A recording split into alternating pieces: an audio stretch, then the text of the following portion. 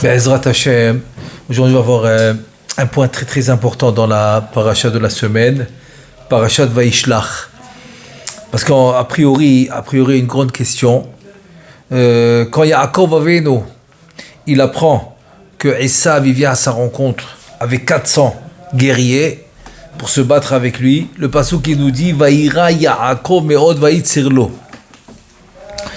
Voilà maintenant que Yaakov il revient après 20 ans et Esav maintenant veut l'attaquer avec des guerriers.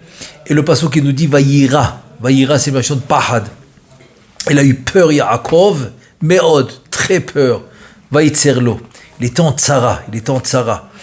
Et la Gemara dans Brachot, dans la page 4a, Dalet Amoud Aleph, elle dit c'est vrai, Yaakov Avinu, il a reçu la Haftachot, il a reçu les promesses d'Akadosh Baruch Hu que Akadosh Baruch Hu, chez Hashem Ishmoroto, qui va le garder, qui va le sauver, qui va l'accompagner, qui va le délivrer de tous les problèmes. Mais par contre, il a eu peur. Pourquoi? La Gemara nous dit Shema Igrom Achet, peut-être qu'il a fauté. Et le Ibn Ezra, il nous dit c'est quoi il a fauté? Peut-être qu'il a fauté.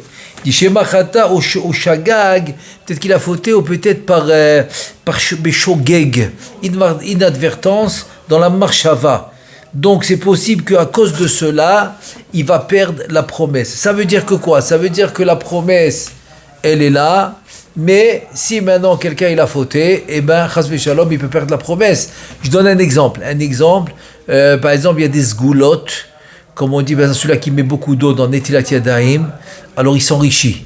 Mishnah Bura, dans les halachot de Netilat Yadayim, il nous dit, mais il y a beaucoup qui mettent de l'eau, beaucoup d'eau, mais tu vois qu'ils ne s'enrichissent pas. Ils ne s'enrichissent pas dans le... Alors pourquoi? Est-ce que la sgoula n'est pas bonne? Il répond, il dit pas du tout, la sgoula est très très bonne. Le problème, c'est qu'il y a des fois les fautes. C'est les fautes qui empêchent la sgoula de marcher. Donc des fois, les fautes, ils vont empêcher la promesse d'Akadosh Baruch Hu de se réaliser. C'est ce qu'on voit avec Yaakov Avinu, a priori. Et ce qui est très étonnant, c'est par la suite, quand Yaakov Avinu il va prier, il va mentionner la promesse. Et comme ça, il dit à Akadosh Baruch Hu, il dit, écoute, les deux promesses que tu m'as fait, une quand je suis sorti de Beersheva. Alors tu m'as dit, Ani Adonai, Elohe Avraham, Avicha, Elohe Yitzhak. Et là-bas tu m'as dit, Ushmarticha bechol asher telech. Alors voilà la première promesse. Tu m'as dit que quand je suis sorti de Beersheva, tu m'as dit, je suis le Dieu de Avraham et de ton père Yitzhak. Et je vais te garder. Ushmarticha, je vais te garder dans tout et là où tu vas aller. Là où tu vas aller, je vais te garder. Et quand je suis sorti de la maison de Lavan, avant de sortir, qu'est-ce que tu m'as dit? Tu m'as ordonné, Shuv el eretz avotera umulatecha ve'yeh imach, retourne dans la terre dans ta ville natale et je vais être avec toi. Et là, Akadosh Baruch Hu, il s'est dévoilé à Yaakov dans ses deux promesses et il lui a dit, ben, je serai avec toi. Et pourtant, Yaakov Avinu, il a eu peur de la faute. Alors comment ça marche? Pourquoi il les a mentionnés? Si tu as peur maintenant à cause de la faute, que les promesses vont pas se réaliser, alors pourquoi dans la tefila qui fait à Akadosh Baruch Hu, il mentionne les promesses? Et là, pour répondre à la question, il faut qu'on amène un midrash avec Sarah. Et ça va être un chidouche extraordinaire. Chidouche extraordinaire qu'on va apprendre du midrash quand le midrash il nous raconte pour Sarah. Sarah qui était dans la maison de Paro. Et elle était sur sa face en train de prier. Et qu'est-ce qu'elle disait dans cette fille-là? Le midrash il raconte que Sarah était en détresse dans la maison de Paro. Et elle dit la tefila suivante. Ribbona olamim. Avraham yatsa be'aftara, c'est-à-dire que Avraham, tu lui as fait une promesse, et moi, ve'ani, j'ai pas de promesse. Et alors, qu'est-ce que j'ai moi? Ve'ani yatsati be'emuna. Moi, j'ai la emuna, j'ai pas la promesse. Avraham yatsa chutz la sira, c'est-à-dire Avraham, il est sorti de tous ses problèmes, et moi, je suis dans les problèmes. Je suis dans la maison de Paro. Je suis kidnappé. Et il lui répond à Kadosh Baruch Hu, à Sarah, qu'est-ce qu'il lui dit? Tout ce que je vais faire des nissim, pour toi, je vais les faire, pour toi. Et c'est ça et comment le Pasouki le dit, Al Devar Sarai Eshet Avram. Ça veut dire, Akadosh Baruch Hu, il a donné raison à Sarah quand elle lui a dit la Emouna. Pourquoi? Parce que je veux que toutes les générations à venir, ils vont apprendre de Sarah que grâce à la Emouna que Sarah elle avait, c'est comme ça que Akadosh Baruch Hu l'a délivrée. Et c'est comme ça qu'il a sauvé de la maison de Paro. Maintenant, la question qui se pose, c'est la suivante. C'était quoi l'argument de Sarah? Que Abraham, il avait la promesse, ok? Et alors que elle n'en avait pas. Ça veut dire que quoi? Que elle est dans le problème, parce que justement, elle n'avait pas la promesse. Alors c'était quoi vraiment l'argument de Sarah? Lui, il a la promesse, moi, j'ai pas de promesse. Je suis dans la détresse, mais j'ai la Emouna. En fait, le chidouche c'est le suivant, c'est que la Emouna, elle a une force terrible. Elle a une force terrible, plus que la promesse. C'est-à-dire que la promesse est conditionnée. Viens à Kadosh Baruch Hu, il promet à Yaakov à 2 reprises, une fois quand il est sorti de Beersheva, une fois quand on lui ordonne de sortir de la maison de Lavan, à 2 reprises il lui promet qu'il va être avec lui, qu'il va le garder, qu'il va le délivrer de tous les problèmes. Et à 2 reprises il lui promet, et quand même Yaakov il a peur. Ça veut dire que quoi? Ça veut dire que la promesse, elle est conditionnée. Tout ce que j'ai promis, c'est à condition qu'il n'y a pas de faute. C'est à condition que tu n'as pas fauté. Alors que la Emouna, c'est pas comme ça. La Emouna, elle n'est pas conditionnée. Pas du tout, elle n'est pas conditionnée. Et dès que maintenant la personne a la Emouna, peu importe si elle a la promesse ou pas, la Emouna, c'est peu importe la situation présente de l'homme. Ça veut dire que la Emouna va sauver la personne de toute situation, quoi qu'il arrive, dans n'importe quel niveau où il se trouve. C'est pas important. Pourquoi? Parce que là, c'est ce qu'on apprend de Sarah. C'est ce que la Torah veut qu'on apprenne de Sarah, que grâce à la Emouna, on n'a pas besoin de conditionner ça sur quoi que ce soit. Même si Chasvé Shalom il a fauté, même s'il est dans une situation compliquée spirituellement, c'est pas grave. La Emouna va le sauver de tout. Et on voit ça dans la Emouna Bitachon de David Amelech.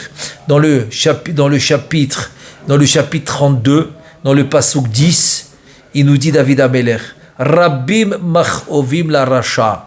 Le racha, il a beaucoup de peine, beaucoup de mal. Et celui qui a le bitachon dans Hachem, il a que du chesed qui va l'entourer. Et Chachamim, dans Yalkut Shimoni, il ramène ça, il dit, tu as commencé le pasuk avec le rachat. Tu finis avec celui qui a bitachon. Ça veut dire quoi? La fin du pasuk, c'est pas le rachat. Il nous dit le Yalkut Shimoni, même le rachat qui a du bitachon, chesed yesoveveno. Donc même le rachat qui a le bitachon, le chesed va le garder, le chesed va être avec lui, le chesed va le sauver. Même le rachat. Et le Talmid du Chafetz Chaim, Rabbi Elchanan Wasserman, alav shalom Hashem, Yikom Damo, son Talmid, il a un livre qui s'appelle Kovetz Arot.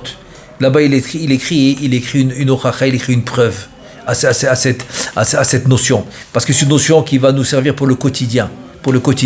Parce qu'on peut avoir peur. On a fauté, Hachem, il ne va pas être avec nous. On a fauté, même si on a bien prié, Hachem ne va pas nous aider parce qu'on a fauté. On peut avoir peur, ça peut arriver. On n'est pas à 100% sûr qu'on n'a aucune faute. Ça peut arriver. Mais il te dit ici que la Emouna Bitachon, peu importe ta situation, fauté, pas fauté, peu importe, il va être avec toi. Et c'est quoi la preuve qui nous ramène dans le Kovetz et Harot, la preuve incroyable. Parce que si on dit que quoi, que le kitroug de la faute, alors ça dérange la promesse d'être appliquée. Si maintenant il y a une accusation sur par exemple, Chasvé Shalom, ouais, pas sur Yaakov, mais on va dire une accusation sur un juif. Et il est en train de prier. Donc l'accusation va empêcher la promesse de se réaliser. Si c'est ainsi, alors comment une promesse peut se réaliser?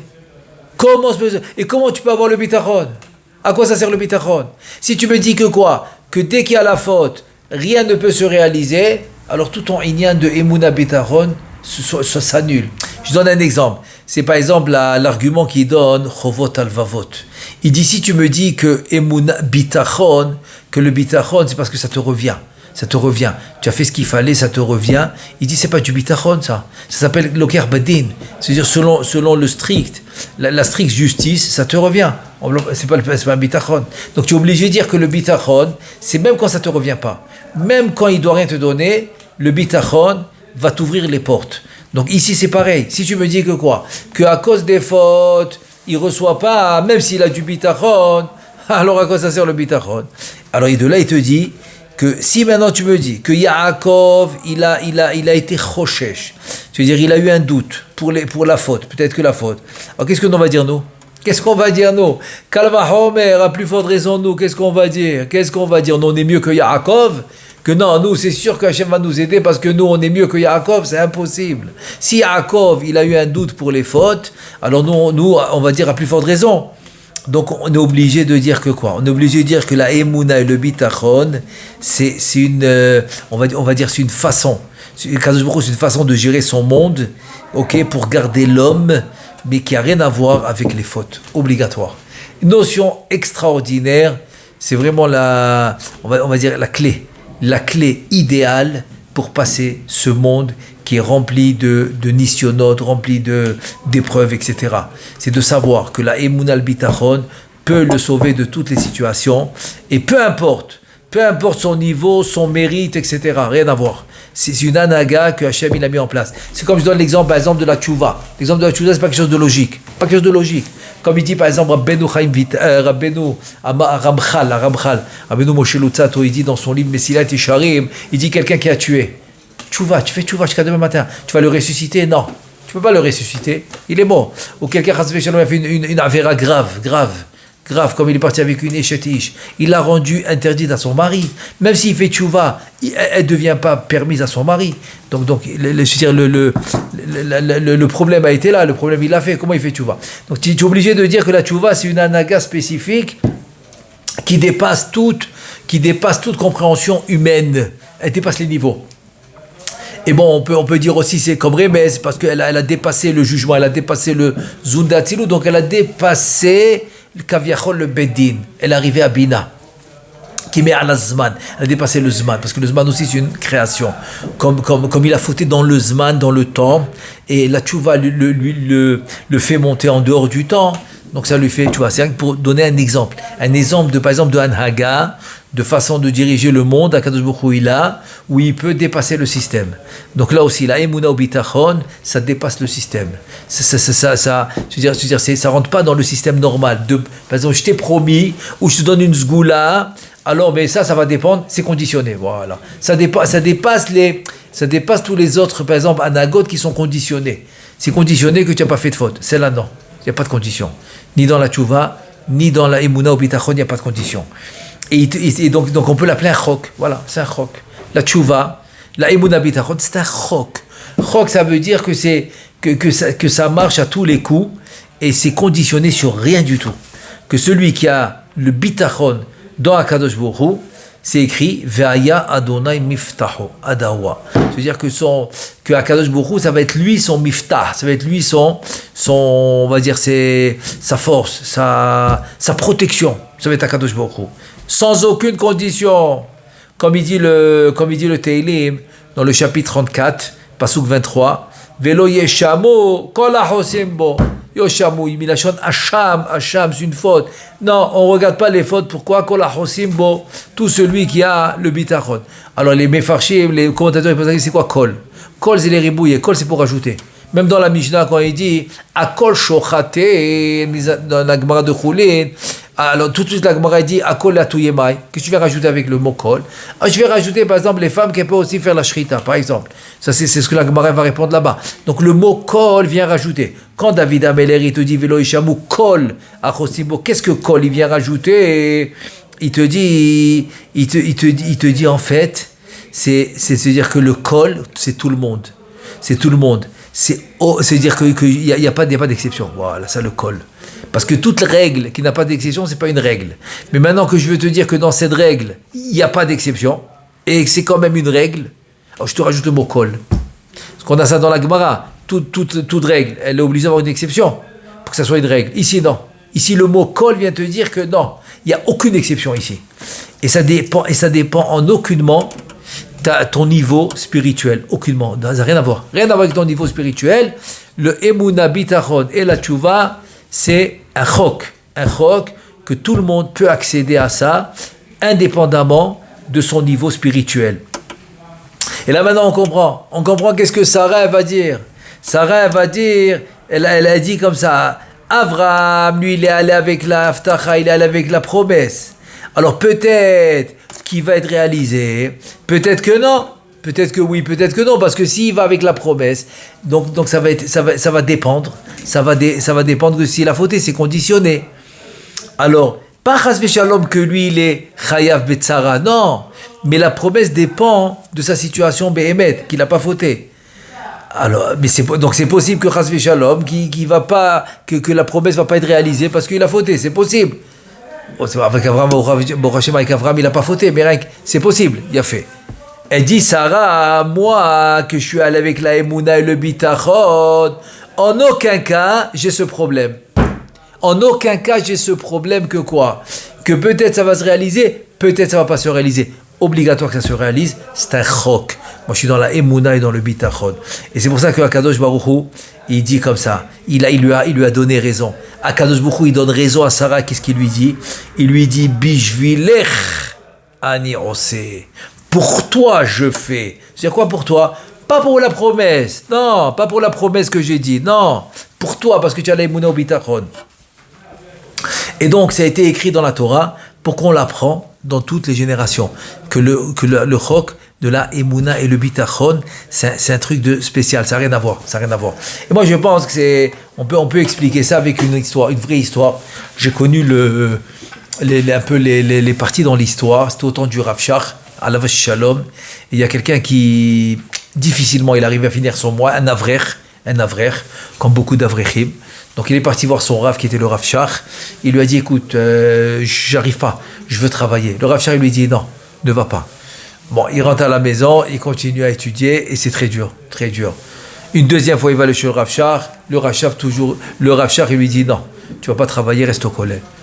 Après deux fois comme ça, la troisième fois il dit ça sert à rien, le Rav Shach il va me dire non, et lui il n'en peut plus, il a craqué, et il est parti travailler. 1 mois, 2 mois, 1 an. Il voit que finalement, pas une grosse différence.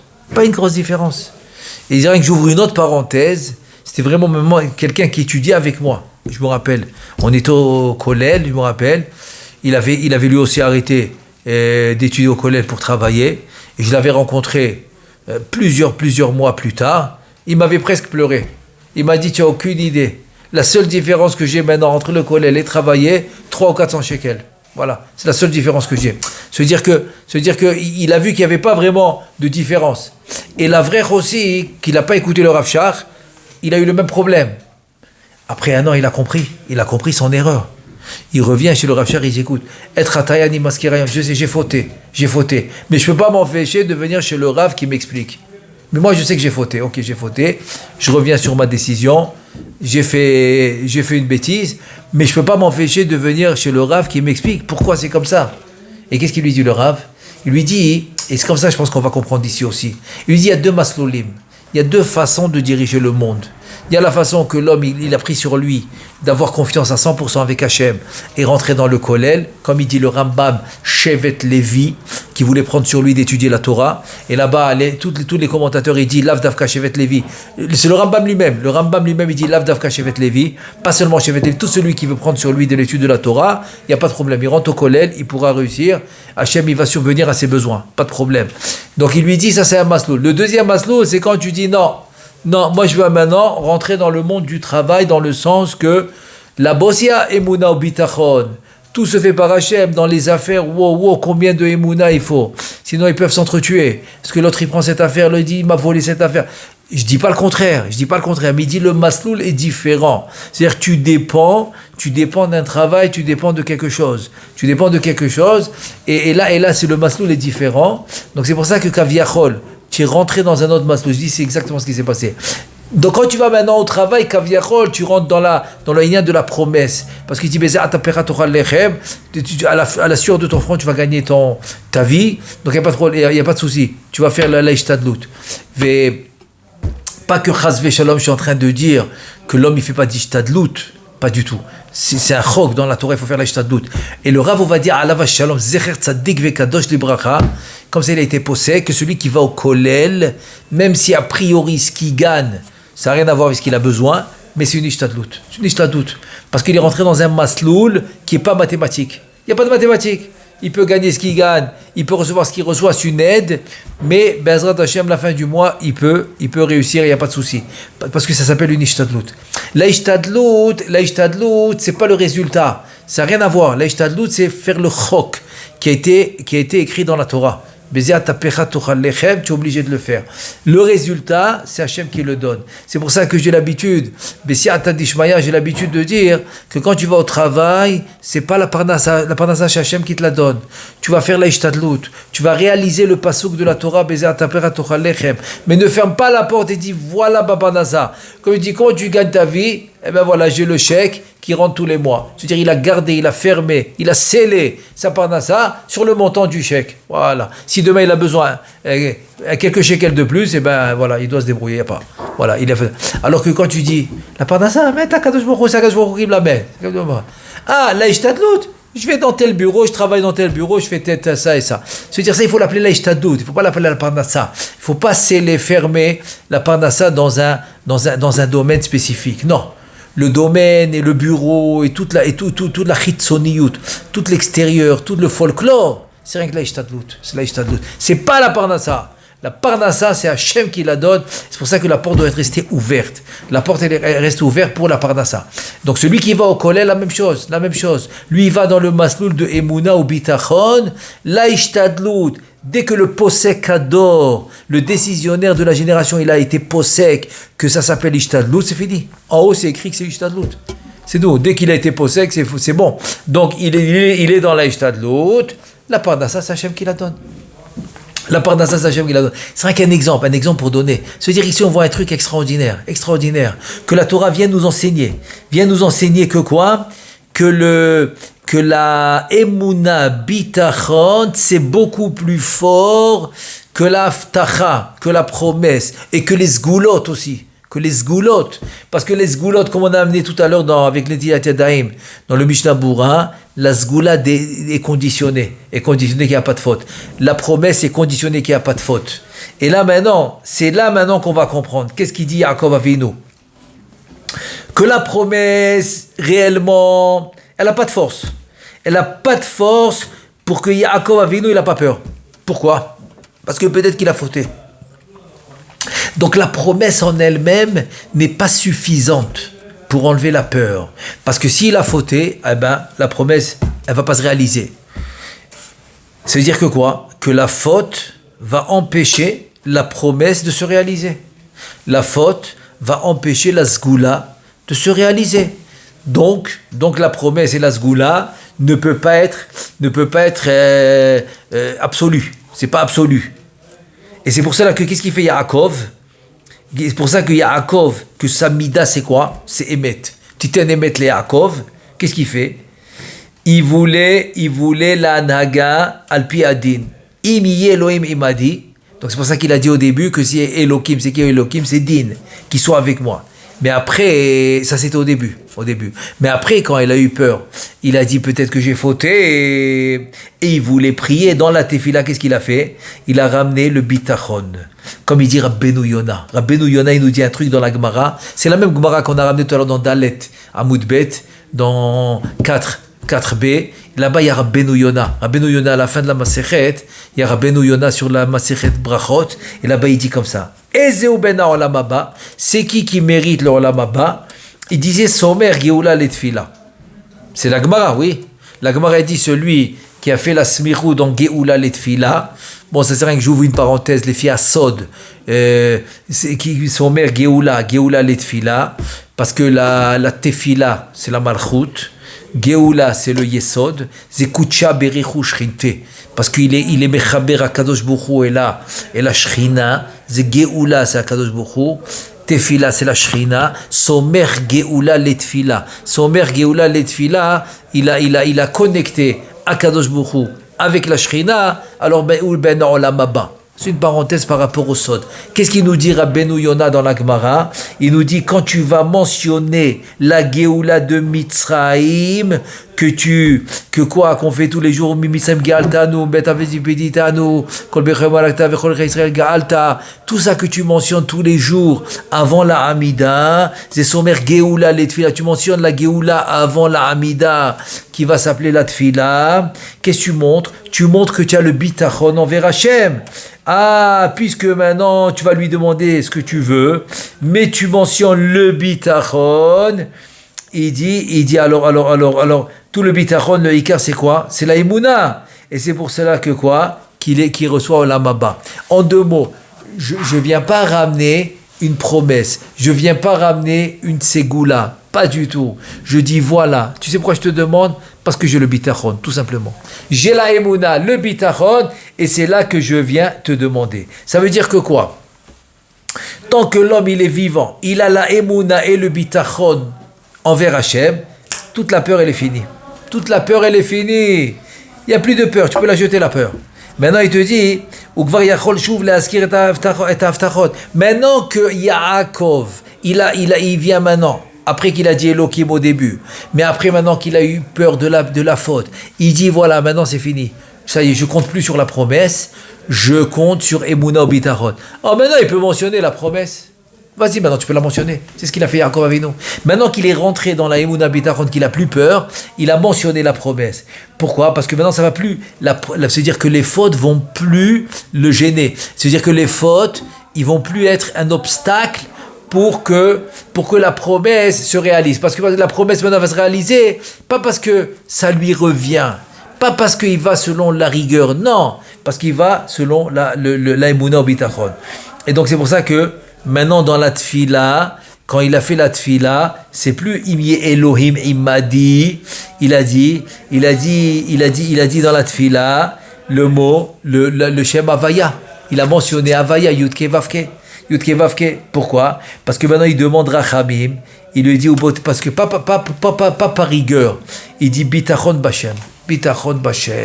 Donc ça veut dire que quoi? Ça veut dire que même dans des cas où Kaviachol, il y a une raison d'avoir peur parce que l'homme il a fauté, dès qu'il transforme maintenant sa demande, pas parce que ça me revient, pas parce que tu as une promesse envers moi, pas parce que j'ai fait ou j'ai pas fait, non. Parce que Emouna ou Bitachon, je rentre dans un autre masloul, comme le Havrer qui rentre au Kollel, qui est plus dans la mathématique. La mathématique, il laisse pour dehors. Il rentre dans le Kollel, c'est un nouveau masloul. Il rentre dans un masloul qui s'appelle Emouna ou Bitachon. Ce masloul de Emouna ou Bitachon, il n'a pas de condition. Donc l'homme, il se fait aider sans condition grâce à la Emouna et le Bitachon. Incroyable. On voit un peu la force de cette Emouna au Bitachon. Et moi, je pense que ça va très très bien avec la suite. Quand Yaakov Avinu, en fait, que Yaakov Avinu, lui, il a su surmonter les deux épreuves. Il a eu l'épreuve de la pauvreté, parce qu'il est sorti avec beaucoup de richesses, mais il a été cambriolé complètement par Eliphaz, parce qu'en fait Eliphaz il a été envoyé par Esav, son père, pour tuer Yaakov. Donc Eliphaz il dit, mon père il m'a demandé de te tuer, maintenant moi je te respecte parce que j'ai étudié avec toi, qu'est-ce que je peux faire maintenant pour respecter la parole de mon père? Parce que chez eux le kibbutz d'Avahem était très important, comme la Gemara le mentionne avec Esav, il n'y avait pas comme lui pour le kibbutz d'Avahem.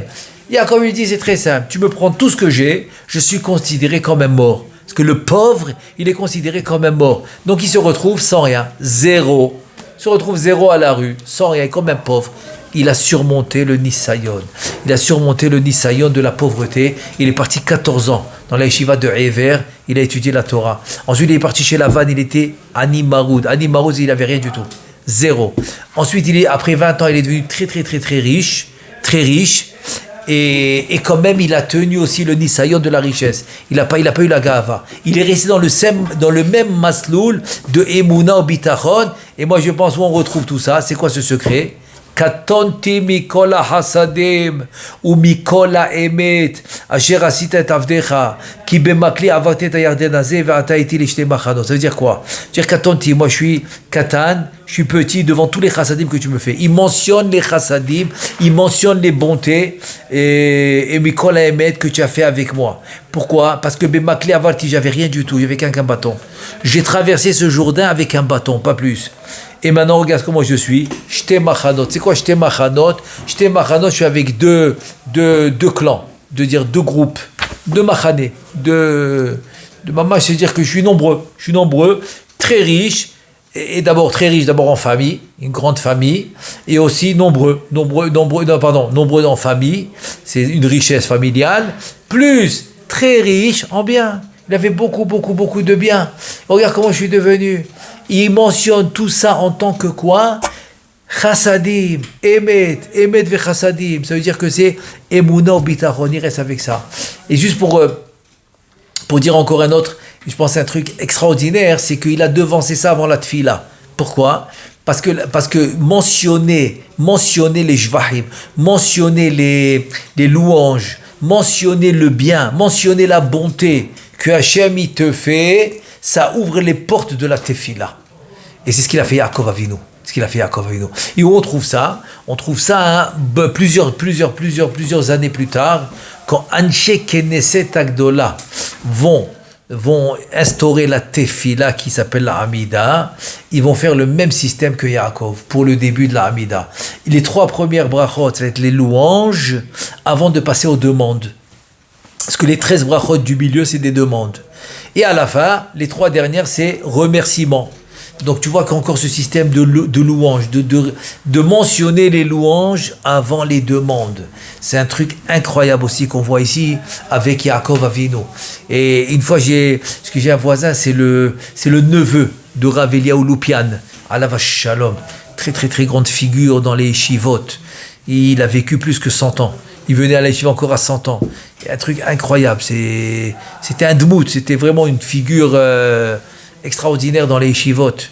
Et comme son voisin, c'est un neveu à lui, mon voisin, et donc chaque fois je lui demande des choses que son oncle, Rabbi Eliyahu Lupan, il a dit.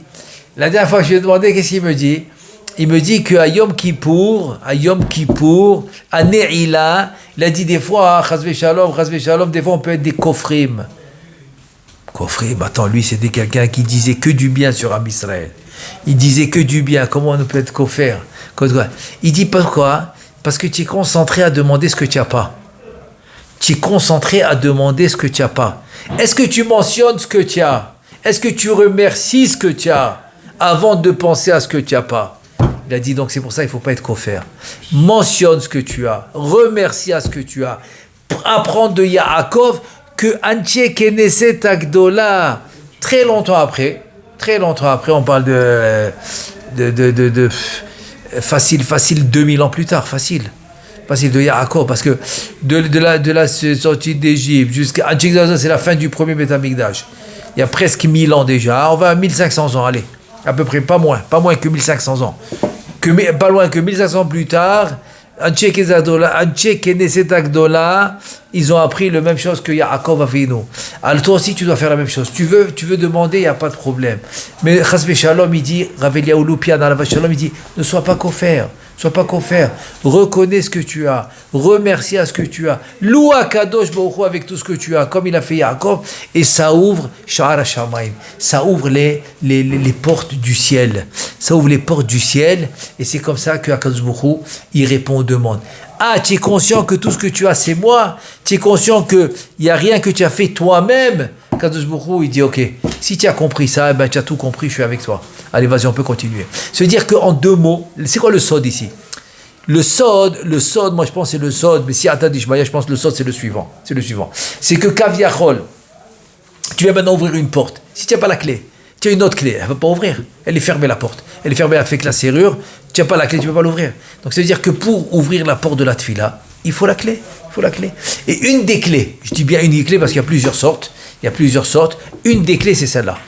C'est quand tu dis à Hachem, voilà, je reconnais que c'est toi, et c'est toi qui fais tout, c'est à toi, et je te loue, etc. Avant de faire la demande, c'est ouvrir la porte pour que Hachem il nous donne encore plus. Parce que le fait de remercier à ce que tu as et de louer Hachem pour ce que tu as, ça ouvre la porte et ça donne Kaviachol la possibilité à Hachem de te donner plus. Voilà, donc en fait c'est une conséquence. C'est une conséquence. C'est qu'en louant et en reconnaissant que ça vient de lui, tu ouvres la porte pour qu'il te donne plus. À ce Bezrat Hachem qu'on puisse apprendre de Yaakov Avinu, ces deux nékoudotes là qu'on a dit. Deux nékoudotes, on a dit très importantes. C'est que la Emouna et le Bitachon, et j'ai rajouté aussi la Teshuvah, c'est un chok et c'est pas conditionné. C'est pas conditionné dans ta situation spirituelle. Ça c'est premièrement. Et deuxièmement, avant de faire une demande, quoi que ce soit, il faut louer Hachem, il faut reconnaître ce que tu as, il faut remercier à ce que tu as, et Bezrat Hachem, ça ouvre les portes pour la prochaine demande. Bezrat Hachem nous exauce tout notre filote, qu'on puisse avoir la rédemption finale très très bientôt. Amen ve Amen.